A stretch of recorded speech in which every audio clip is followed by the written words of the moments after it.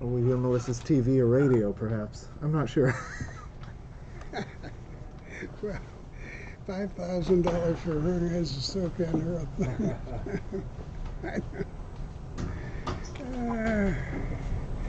We'll wait a minute or two. There's usually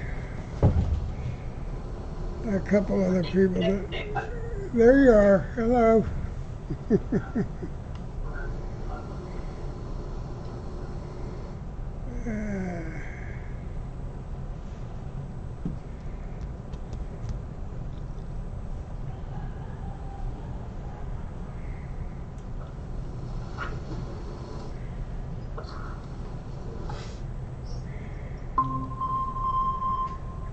There's somebody. Oh, that's Chris. Oh, that's me. Hello.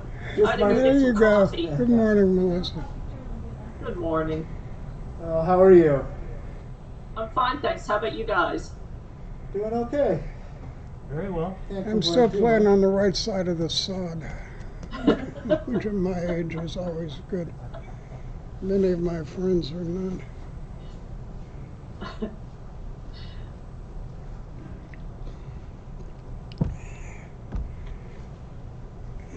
Although they were killed by that intractable disease, old age.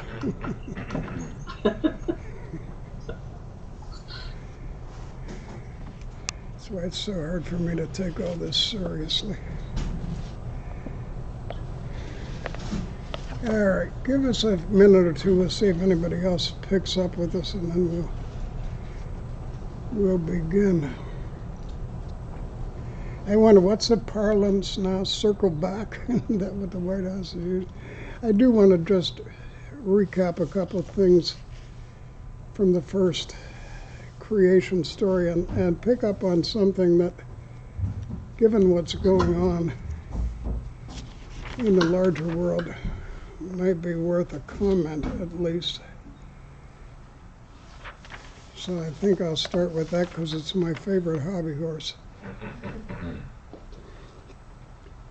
At almost the very end of the first creation narrative, as you'll recall, God creates humankind in his image. At least that's Fox's translation. The word there is Adam, which is the same word as in the second. I'm well aware of that. To a certain degree, the word itself is asexual. And so that whole kind of poetic set that goes on, because there's a slight change in the script. You can't get it in English, so I'm not going to try, but so God created them in his image. In the image of God did he create it. Male and female, he created them.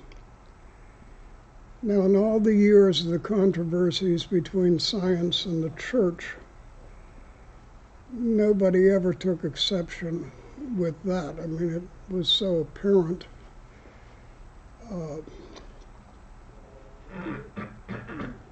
As not to be contradictable. But as you know, we're living in a strange age where two very different terms have been intertwined in ways that I think are most unhelpful. Most of the arguments we're having is about sexuality. Whatever you think about that or don't think about that, the point here was that there was no differentiation between the sexes when it came to God's image. There really isn't in Hebrew a word for male and female. I think if I remember the text, it's ish and isha, but which would be man and woman. The arguments that we have today, people keep talking about gender studies, and I think, no, there are studies in sexuality. Sex is about a very natural thing. in all of the higher orders, even in the plant kingdom, reproduction is for the most part sexual. It takes male and female. Gender, on the other hand, is completely a language term. And it may or may not have anything to do with sex per se. Hebrew, like so many of the ancient languages, has no neuter gender. Hence the word for spirit is female. It doesn't mean anything really. People read stuff into it all the time, but that's just silly. Greek and Latin, on the other hand, both have neuter, as does English. You can tell by the pronouns, he, she, and it. So I say that all by way of saying, remember, we're living now in an age of book burning. Somebody's going to be coming after the Bible because it claims there are two sexes. They can come after me because I claim there's only three genders. And then I've studied more languages than most of those people, so that's my little hobby horse. Sex is about physical, in fact, more than that. It's about the attributes that are DNA. You know, I've had dogs all my life, raised. My parents used to breed them. You can neuter a dog. We just got a domesticated dingo in November, and she's spay. But she is still very much a female dog. It's just her reproduction that's no longer capable. You know, because that femaleness and maleness is in the DNA. You'd think anybody who had biology 101 would know that, but then what do I know? The entire first creation story is, by all accounts, a rewrite of the Babylonian epic. It is very short by comparison, but it is striking. Let me pull back to a quote of Fox's. In that vein, a final word needs to be said about the extra-biblical evidence. As has often been pointed out, Genesis 1 is unmistakably reacting against the prevailing Mid-Eastern cosmogonies of the time. Most of the cultures surrounding ancient Israel had elaborate creation stories, highlighting the birth, sexuality, and violent uprising of the gods.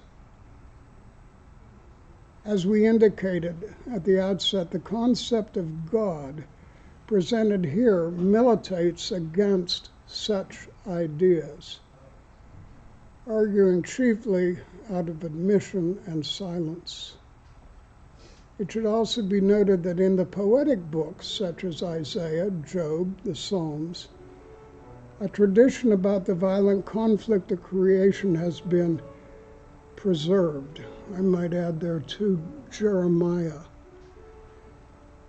Jeremiah, when the temple is destroyed, sees the world sinking back into chaos.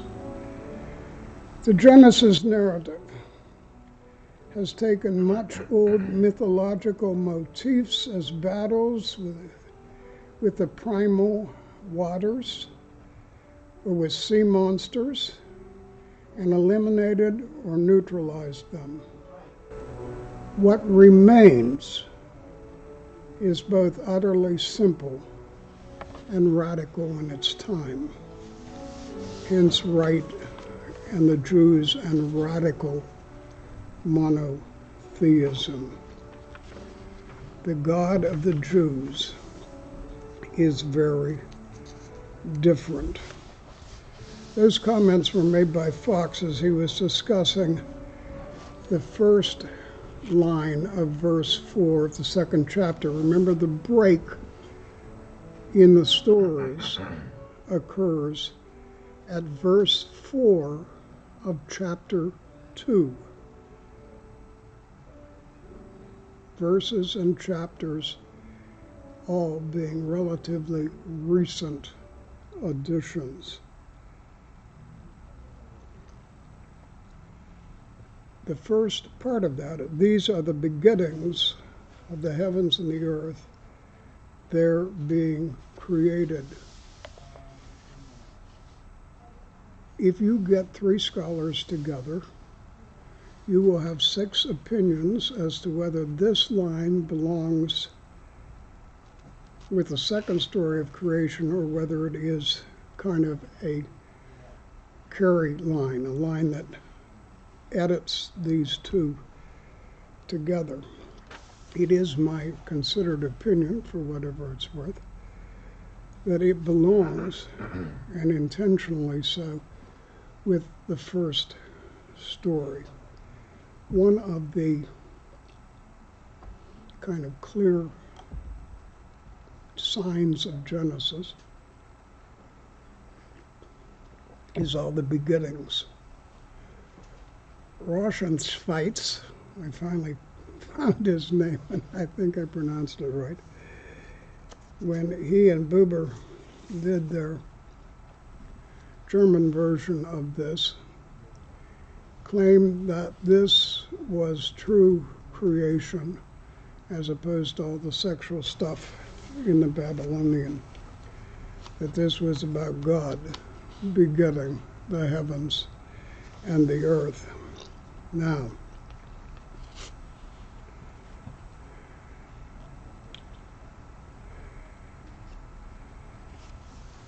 the very next line, and it's in the same verse, at the time, and here we come across something that's almost jolting. If we were spending a lot of time on document sources, which we're not going to, you would discover that one of the chief signs that we're into J is the use of the tetragram. Here, both the tetragram and the word Elohim, literally the God Most High, literally the God of gods,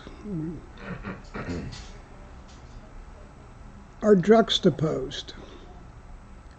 I think everybody, at least everybody I know in this business, thinks this second story belongs to J, but obviously somebody had an editor's hand in this.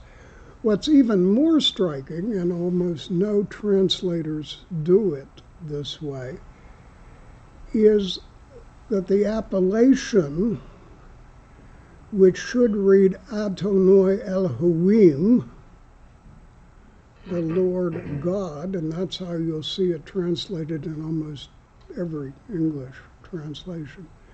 The Hebrew, in fact, is Elohim Adonai. It is jolting. In reading it, it kind of comes from. Since Fox left it to the reader to put these names in, I'm going to read the Hebrew in its proper form, Adonai Elohim, but I'm going to read it as that rather than the way most often it's translated in English, the Lord God. Simply because the Lord has lost some of its significance for those of us whose chief language is English.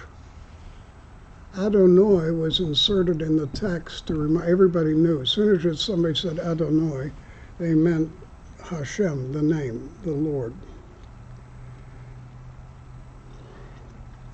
At the time, Adonai Elohim, making of earth and heaven. Now notice something. If you circle back to the very first lines, it's the beginning of God's creating the heavens and the earth. The order is reversed. That is not a happenstance. The center of the first creation story is the cosmos. It is out of heaven that God calls forth order out of chaos, life out of nothingness. He does not, by the way. There is no indication in any of these as creation ex nihilo. That's an issue at a much later date.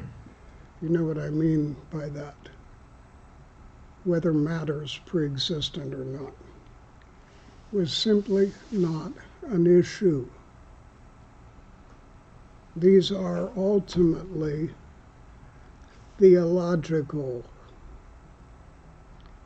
They are never intended really to answer how in the way in which we would deal with that from an empirical scientific format. They were intended to explain why. And the scene shifts in the second creation story to being centered in earth instead of heaven. Now remember, for the Jews, there is not a huge, it's not an inseparable gulf. Or you could never have stories like Jacob's ladder, which will come later in this book. Heaven and earth are contingent, and eventually the Jews will understand them as touching at the temple. And that's extremely important for where the Jews were in the 1st century A.D., or Common Era, whichever you're most comfortable with. I learned Anno Domini, but I understand the other as well. So at the time, God, making earth and heaven, no bush of the field was yet on earth, no plant of the field had yet sprung up, for Adonai Elohim had not made it rain upon the earth. And there was no Adam to till the Adama. Nice little wordplay. There was no human to till the soil. Adam, Adama. Can't get it in English unless you use earthling and earth. And that's just too space thing for me, so. But a surge would well up from the ground and water all the face of the soil, and Adonai Elohim formed the human of the clods. I'm going to redo Fox's translation in favor of the more literal, of the clods from the soil. As Spicer says, it's hard to give up dust, and it belongs at the end of the 3rd chapter of this saga. But here, it means clumps of dirt, the clods from the soil. And he blew into his nostrils the breath of life, and the human became a living being. I'm going to stop right there. Virtually every modern translation. I went back just to double check myself with the Revised Standard because that was done in the 50s, if I remember correctly. Uses that translation. The word in Hebrew is nephesh. Nephesh, actually, nephesh. Both long E's. Yeah, I'm a Western Pennsylvania. The rabbi used to just shake his head. Nephesh. It gets translated in the Greek when the Septuagint is done as suke, but it does not mean that.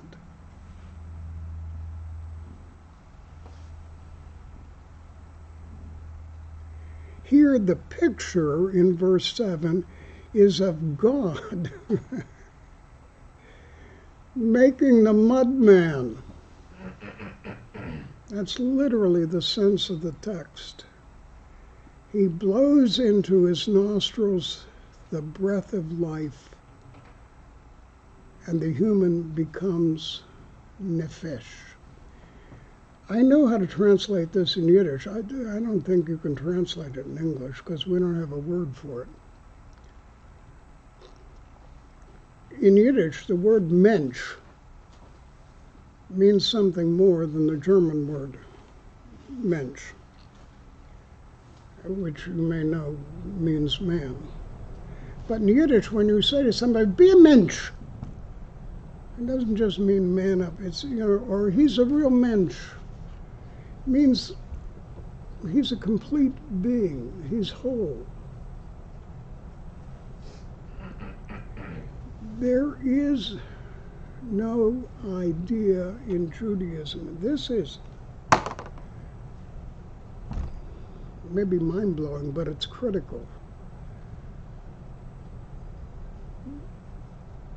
There is no soul-body sort of thing that comes with Platonism. There is no dualism in Hebrew.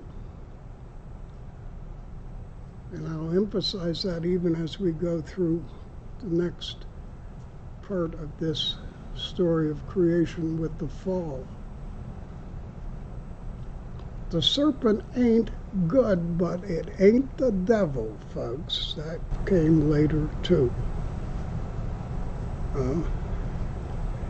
The Jews did not want, couldn't believe in a God of evil. In fact, the problem of evil, which you may have heard it stated, is peculiarly Christian. And it has to do with where Christianity went after the first century, because of the Greek views of God. But the Jewish view of God is it's just the way it is. If you want to blame God, go ahead. His shoulders are big. It is. When Ed Sanders, 1975, so we're talking a long time ago now. I was a lot younger then, too. Ed Sanders did his dissertation, his doctoral dissertation, on the 2nd century rabbis. He had the same epiphany I had when I studied Hebrew with an Orthodox rabbi. Oops! We've got this wrong. And then I began, long before I found out who Tom Wright was, to read Paul through the eyes of Judaism. Just my understanding of it, I great. There are people far more versed in first century Judaism than I'll ever be. But language defines people. I've spent a lifetime in language. Language is about culture. I mean, that in the largest sense of the word. It's about identity. We're going to get to that. It's amazing. This little 11 chapters of Genesis takes in a huge scope of ideas and concepts that are critical, foundational to the faith. And the fact that what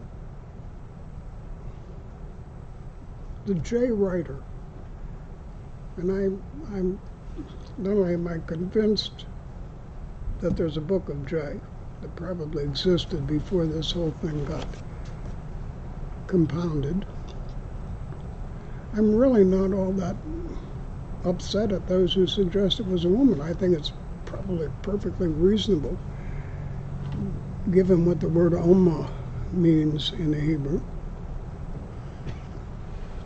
to assume that was true. People always think I would be shocked by that, but I wasn't. Anyhow, this is the idea carrying over to God's creation of man in his image. I mean, all of the commentators, clear back, even the ones who got the whole suke nefesh thing wrong, got that this connects back to God creating man in his image. That God's idea of man being fully human reflects God's image.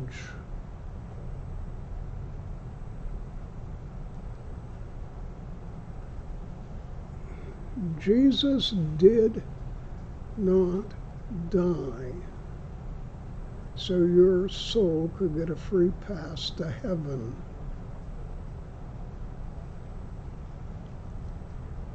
No first century Jews wouldn't have the foggiest notion what Jesus was talking about, or anybody else for that matter. And they certainly wouldn't when this story was put together. Most commentators put J, the writer, in the millennium.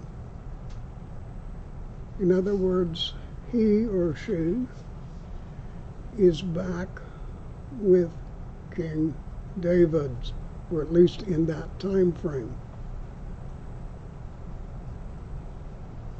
That's a long way removed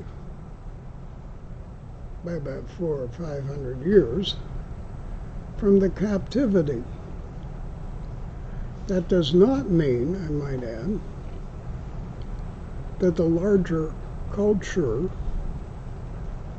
of Mesopotamia didn't affect the J writer as much as all of the others.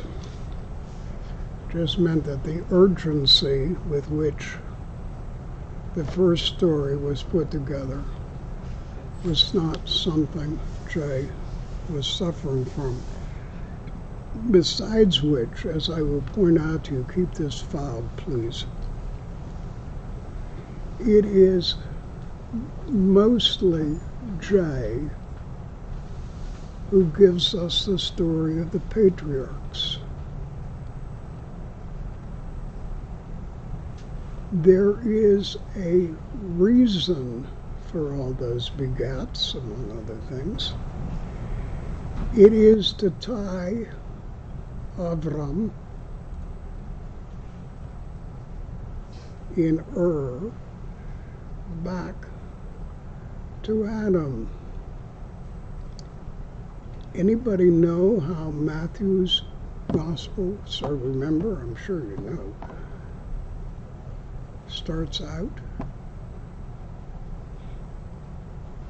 It starts out with a genealogy. That's all the begats are, by the way. They're a genealogy. Go look it up. Takes Jesus right back to Adam. The second Adam, or as Dr. Baer, I think, would like to say, the true Adam comes in Jesus Christ. He comes to redeem humanity. We'll look, as we go through this, at the first redemption story. Noah and the ark. Keep that valve too.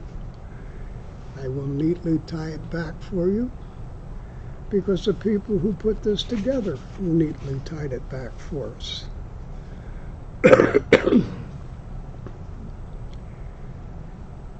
The story continues. Adonai Elohim planted a garden in Eden, the land of pleasure in the east. This is paradise.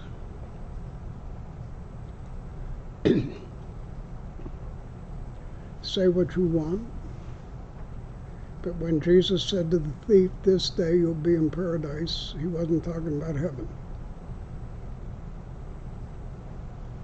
Paradise is the king's garden.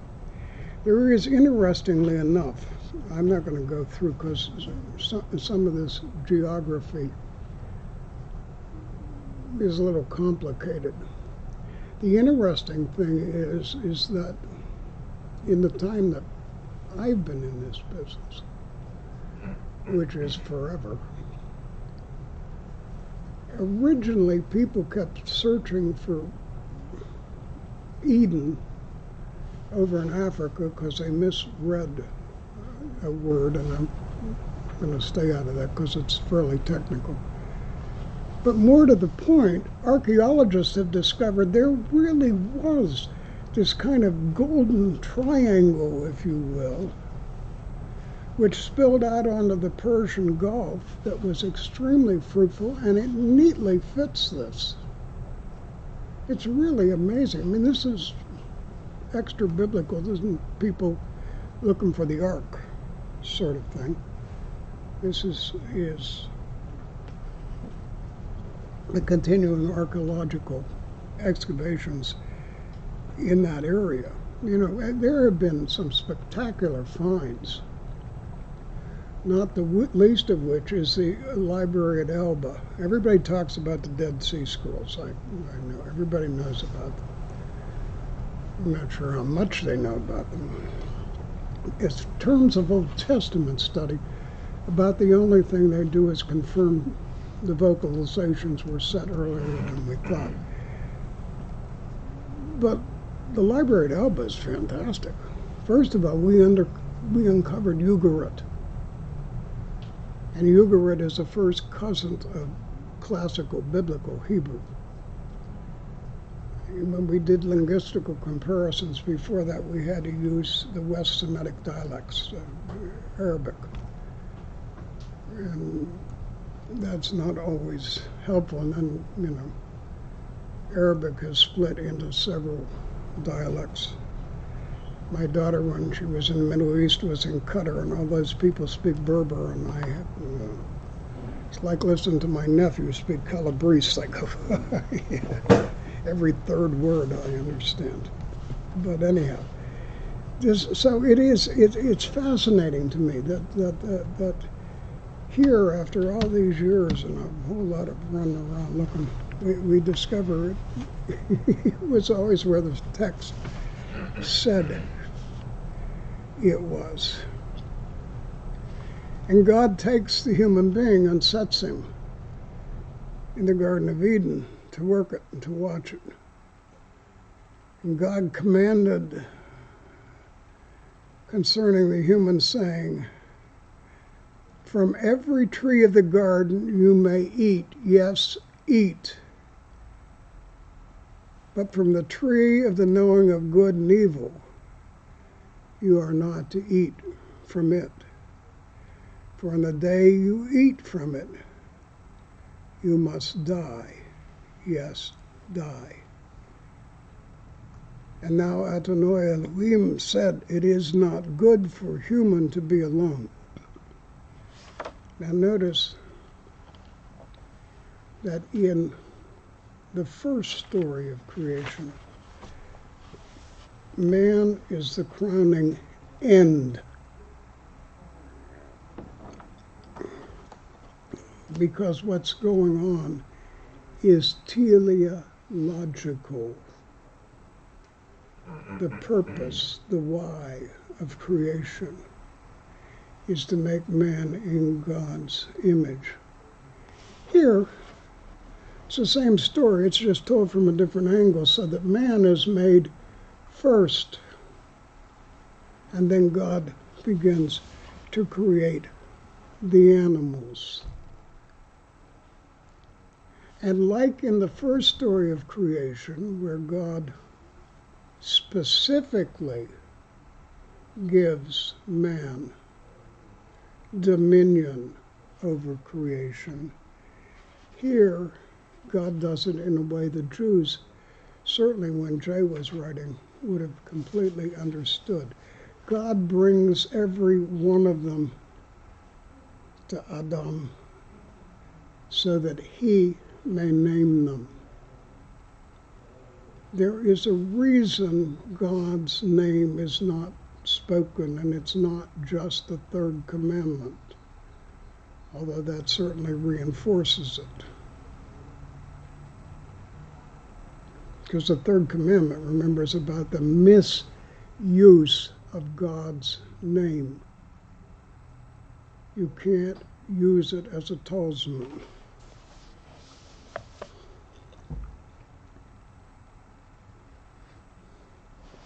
Naming means control, means knowing. It means a relationship. It's a whole different understanding.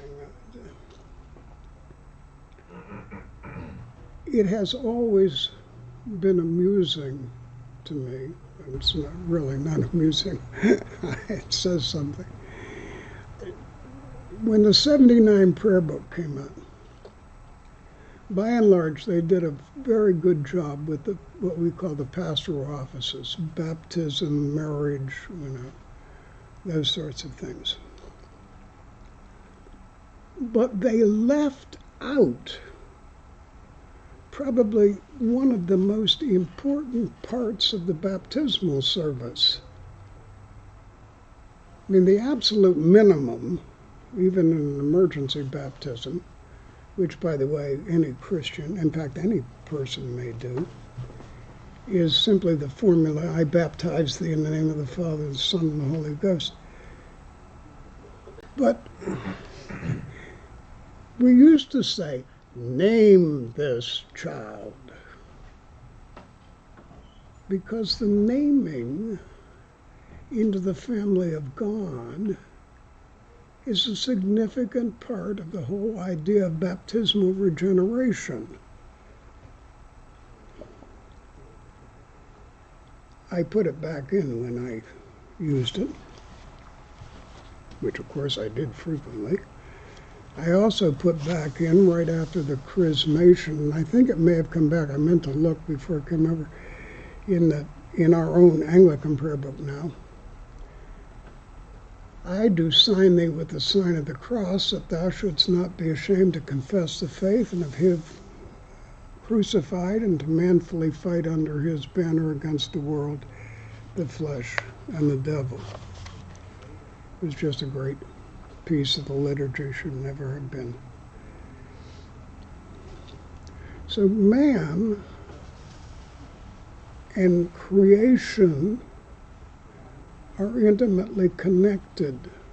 in this tale. Man vocationally is fulfilling what it means to be made in the image of God. But he's still alone. And so God, Adonai Elohim, caused a deep sleep, a slumber to fall upon Adam, so that he slept. And he took one of his ribs and closed up the flesh in its place.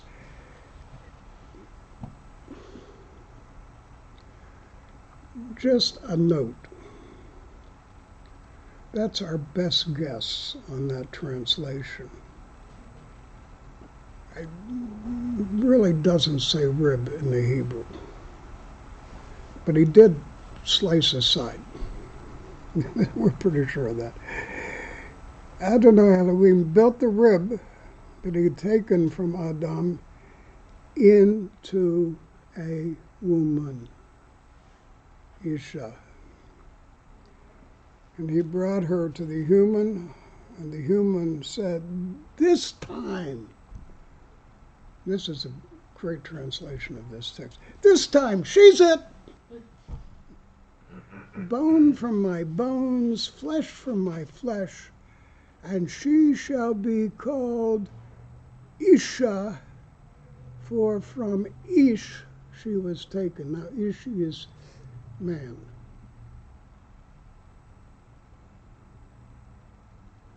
In the fuller, less androgynous sense. I think that's probably the best way to explain it. Adam is really best translated human being, I suppose, although it often gets translated man. By the way, in this story, it's clear that it's singular, because Adam is not, it can be plural. It's a collective, what we would call in language a collective plural. Like cattle. So there's been a lot of argument in the first creation story about whether it's singular or plural. In this story, there's no argument. It's singular. So you have the first man and the first woman. And therefore, the rabbis got a little parenthetic in here. Therefore, a man leaves his father and his mother and clings to his wife, and they become one flesh. It explains. Remember, all of these stories underneath them have why. Why is the question. One of the most important things N.T. Wright ever said, if you're going to get the right answers, you must ask the right questions. It is my personal opinion, for what it's worth, that the Reforming Fathers got an A+ for answers to all the wrong set of questions. If one is to ask how grace operates therein, they can go home, take the rest of the term off. That ain't the question. The real question, saved from what? To what? And we're about to take that up next time, because we've just run the clock. And we're going to get in to the story known as the fall. Although, as my friend Spacer said, it might just be the story of the adolescence of humankind, but we'll take a look and see. So is the idea Huh? that Adam could be collective plural, where we get the idea that there was a Lilith? Like, where does that even come from? Like, that God created two people? In the first story, yeah, clearly. Well, I mean, like, Well, in the second story also, he creates. so you said that Adam could mean the collective plural, Right. right? So that would be that when God created human out of clay or clumps Now, of in dirt, the second story, more than one person out of that. no, not in the second story. In the first story of creation, where God says, "Let's make man," some of the translations, "Let's make humankind." You know, there it probably is Okay. a collective. In the second story, it is clearly singular. And so much of Hebrew is taken from the text. When we do next week, we'll see the slip over into chapter 3 is done with the synonyms of two words in Hebrew that are like two for us, you know, where you have, they sound identical, but two and two, me too, are two very different meanings. and Hebrew, not unlike a lot of languages, has some words like that. But synonyms is a big thing in Hebrew. It plays a bigger factor. The Psalter, because it's poetry, is all based on lyrical sound. It's just how it's put together. So, okay, we're done. Thank you. You're welcome. Yes, thank you. Oh, crunch. Yeah, Yeah. You still working for the government, or you till finally the end of the month. hung it up? March 31st is my last day. Spring. Mm-hmm. Right. Then I work for Mary Pat.